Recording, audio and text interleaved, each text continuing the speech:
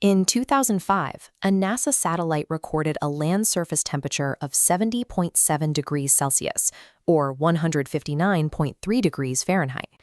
Gathering that data from the freezing safety of Earth's orbit is standard science, but physically standing on the ground inside that thermal anomaly is an entirely different problem. That record was captured in the Lut Desert in southeastern Iran, specifically a blackened plateau called Gandom Beryan. The Iranian government regularly bans tourists from entering in the summer, and local researchers classify it as a dead zone. We wanted to know what actually happens to human biology and modern technology when you force them into the absolute thermal limit of the planet. The expedition starts by leaving Shahdad, the last outpost of civilization. We lower the air pressure in the truck's tires to handle the sand dunes and cross the threshold into the desert. Driving into the Lut Desert is a real-time stress test. We are entering an environment designed to systematically break the systems that keep humans alive. This low-altitude basin is surrounded by mountains. The sun bakes the floor, and the mountains block hot air from escaping, locking heat near the ground. High-speed winds funnel through this trapped basin, carving massive ridges known as Kaluts. You can see the sheer scale of the Kaluts here, rising up to 150 meters high, like jagged walls across the horizon. This region is also completely starved of moisture. It receives less than 30 millimeters of rain a year. When water does flow down from the mountains, it evaporates almost instantly, leaving behind these fractured salt crusts. This geography builds a merciless natural oven.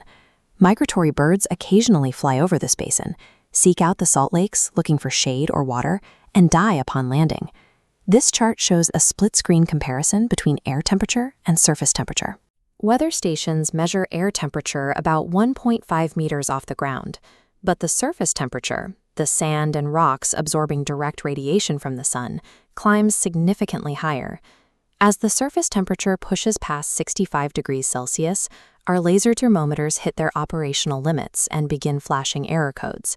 We test an analog immersion thermometer. The liquid inside expands to the very top of the glass, gets stuck, and cracks the mechanical housing. Everyday electronics surrender immediately. Smartphones hit their thermal limits and automatically trigger mandatory shutdown screens to prevent the batteries from exploding. Our camera bodies and metal rigging become so hot they burn our bare hands. We have to put on heavy gloves just to hold our equipment for more than a few seconds. Whenever we stop rolling, we have to stash our cameras inside our insulated water coolers to keep the internal processors from frying. Long before the human body gives out, the advanced engineering we use to navigate the modern world collapses under the heat. We finally reach Gandom Beryan. The surface here is covered in dark volcanic basalt rocks left over from magmatic activity millions of years ago.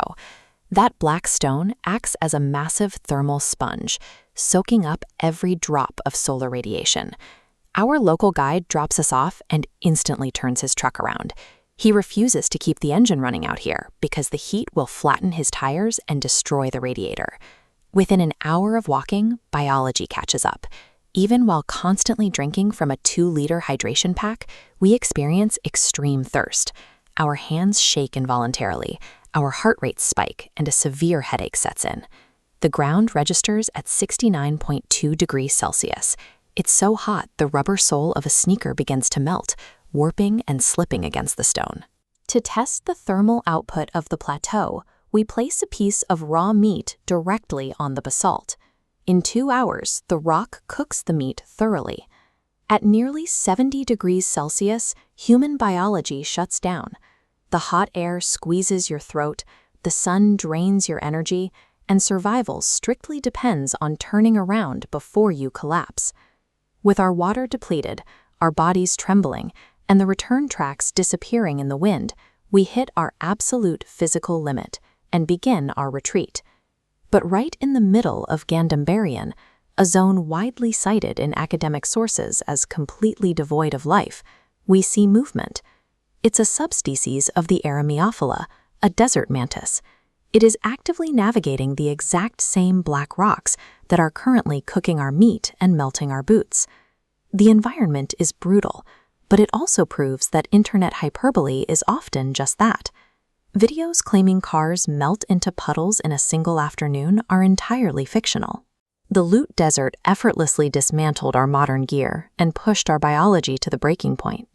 Yet, standing in the hottest place on Earth, the threshold for life itself proved far more resilient than our engineering.